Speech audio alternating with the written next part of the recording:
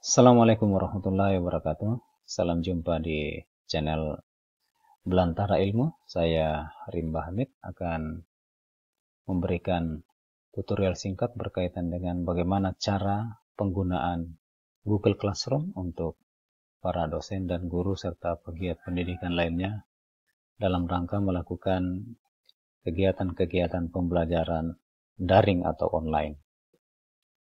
Baik. Tentu yang pertama adalah kita masuk ke browser. Salah satunya adalah Chrome dan di dalam laman browsernya kita bisa mengetikkan Classroom. Ini Classroom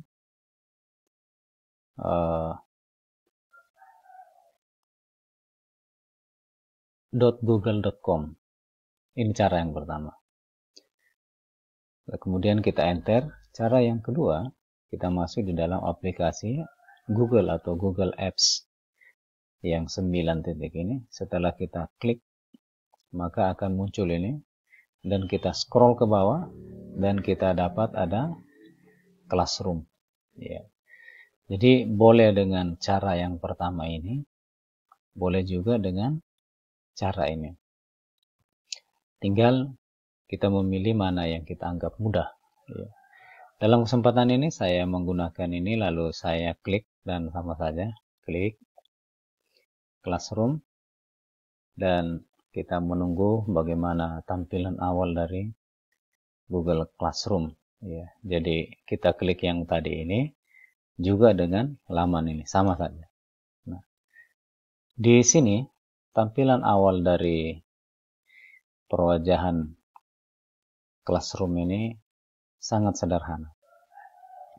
Sini belum ada kelas. Kenapa? Karena kita baru mau membuat. Nanti pada saat kita sudah punya banyak kelas, di sini akan terdiri dari beberapa kelas-kelas yang bisa dipilih kelas mana yang akan belajar pada waktu-waktu yang kita tentukan. Nah, tahap pertama adalah kita klik tanda tambah ini. Ketika kita klik, ada dua pilihan yang diberikan. Boleh gabung ke kelas, itu artinya biasanya ini untuk mahasiswa atau siswa, di mana gurunya sudah membuat kelas.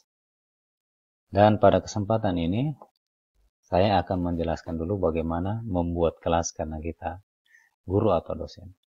Jadi kita klik buat kelas.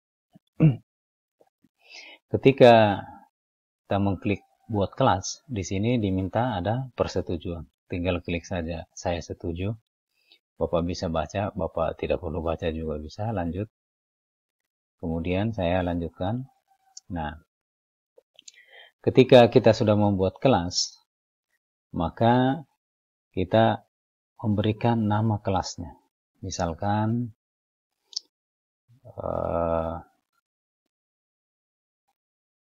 di sini bisa nama mata kuliahnya.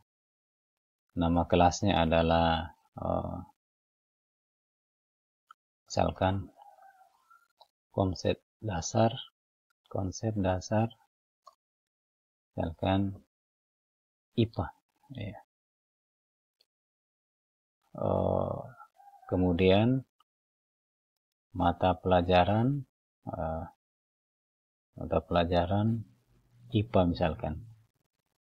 Ya, IPA. Kemudian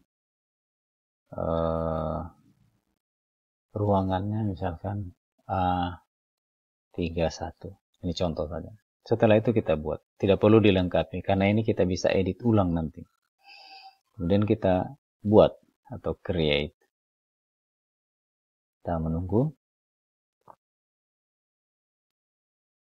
sambil menunggu membuat kelas, maka kelas yang kita buat ini sudah jadi. Jadi kita sudah punya kelas, tapi belum ada mahasiswanya. Jadi baru gurunya yang ada. Jadi baru gurunya yang ada dalam kelas, mahasiswanya belum ada. Nah, sekarang tentu tugas dari dosen adalah mengundang mahasiswa. Mengundang mahasiswa untuk masuk ke dalam kelas. Nah, ada dua cara untuk mengundang mahasiswa. Yang pertama adalah mengirimkan kode kelas yang ini dengan mengklik ini langsung besar. Inilah yang kode kelas. Siapa saja yang masuk di Google Classroom, kemudian gabung dengan kelas dan mengetik ini, otomatis akan tergabung di dalam kelas konsep dasar IPA. Ini cara yang pertama. Dan ini bisa kita ganti. Misalkan kita tidak ingin ini karena terlalu rumit, lalu kita klik di sini. Kita scroll ke bawah. Di sini ada kode kelas. Ini bisa kita reset. Kita reset, cari kode yang kira-kira ini diperhatikan ini akan berubah. Misalkan kita senang ini. Lalu inilah yang kemudian kita keluar, kemudian kita gunakan sebagai kode kelas. Ya, karena agak mudah dihafal. KAO537V. Inilah yang dikirimkan. Cara pertama adalah mengirimkan kode kelas. Cara yang kedua adalah mengklik anggota atau peserta kelas. Ini anggota.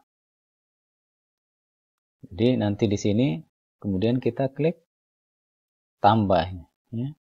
Tambah anggota. Kita klik saja. Lalu di sini kita klik emailnya. Ya, jadi cara yang kedua ini relatif lebih rumit tapi aman karena yang memasukkan ke dalam kelas mahasiswa itu adalah dosennya, bukan siapa saja yang memiliki kode kelas bisa masuk ke dalam kelas. Tapi ini hanya yang ingin atau yang diinginkan oleh dosennya masuk dengan email, maka itulah yang diundang oleh dosen. Nah, saya contohkan misalkan saya undang satu siswa, misalkan saya menggunakan email saya yang satu, Rimba UHO, ya, yang ini email saya. Maka saya bisa mengundang satu orang dan kita bisa mengundang menulis semuanya, atau kalau sudah ada daftarnya yang kita miliki, maka kita bisa copy paste semua email mahasiswa kita, kemudian kita undang langsung masuk. Setelah saya undang, maka di sini satu orang mahasiswa sudah ada, ya. Sudah ada. Jadi dosennya ini, kemudian ini adalah mahasiswanya. Ya, kebetulan sama. Dan selain mengundang mahasiswa, si dosen tersebut, kalau kelas ini dibina oleh 2 orang dosen atau 3 orang dosen, maka dia bisa menambahkan di sini. Menambahkan sama dengan mengundang mahasiswa yang lain. Tapi dia posisinya adalah guru atau dosen. Dan seluruh aktivitas bisa dilakukan, aktivitas penilaian dan sebagainya, pembuatan tugas, bisa dilakukan oleh salah seorang dari 2 atau 3 dosen yang sudah ada di dalam kelas dan seluruh mahasiswa yang sudah diundang. Nah, bagaimana selanjutnya? Untuk proses membuat kelas di mana dosennya sudah ada dan mahasiswanya sudah ada. Ini cara mengundang. Jadi kita sudah punya. Tentu tugas berikutnya adalah dosen itu kemudian membuat tugas. Misalkan yang pertama, di sini bisa kita lihat, di sini ada tombol buat.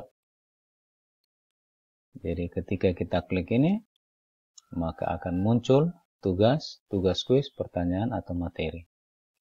Biasanya di awal perkuliahan, dosen itu mengirimkan materi saja dulu. Jadi kita klik materi, kemudian judulnya misalkan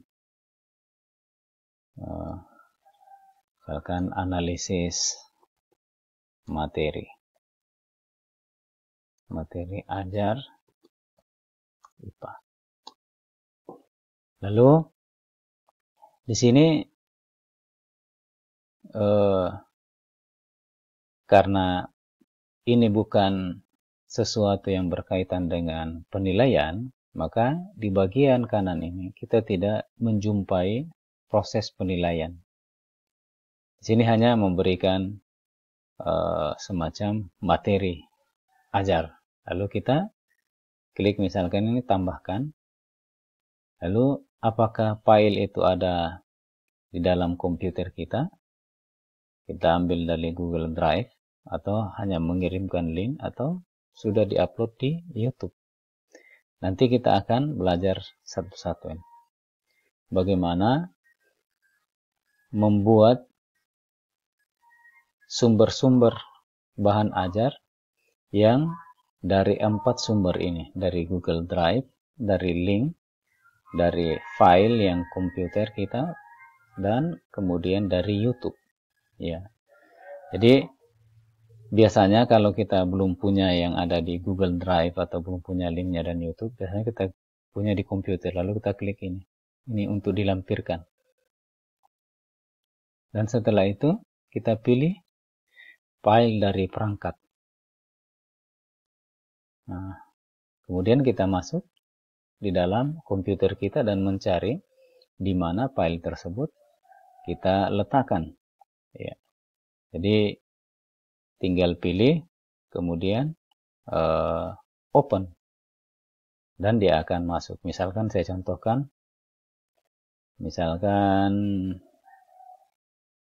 ini, ya, ini contoh saja. Saya open.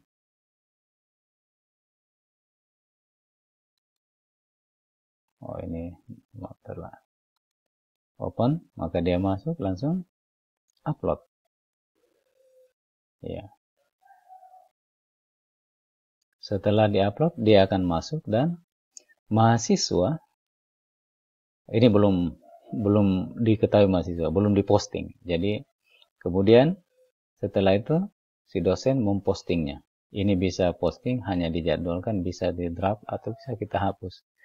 Nah, setelah kita yakin bahwa ini sudah oke, maka si dosen memposting. Nah, setelah diposting, berarti mahasiswa sudah tahu bahwa ada tugasnya.